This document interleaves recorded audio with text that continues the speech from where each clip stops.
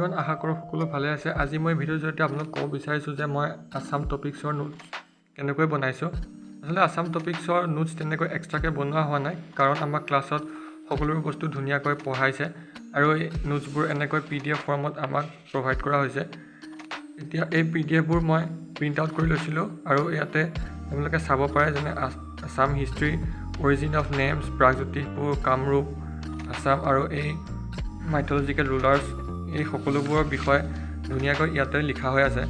আৰু মই এই PDFবোৰৰ পৰা যিবোৰ প্ৰবেবল কুৱেশ্যনছ হ'ব পাৰে সেইবোৰ মই নিজে এনেকৈ লিখি লৈছোঁ। যেনে এইটো আপোনালোকে চাব পাৰে যে ফাৰ্ষ্ট মাইথলজিকেল ৰুলাৰ কোন, মহিৰংগ দানৱৰ কেপিটেল কি আছিল, হু ছাকচিড মহিৰংগ দানৱ, এনেকৈ কৰি যিবোৰ প্ৰবেবল কুৱেশ্যন হ'ব পাৰে এইবোৰৰ পৰা মই এনেকৈ নিজে লিখি লৈছোঁ।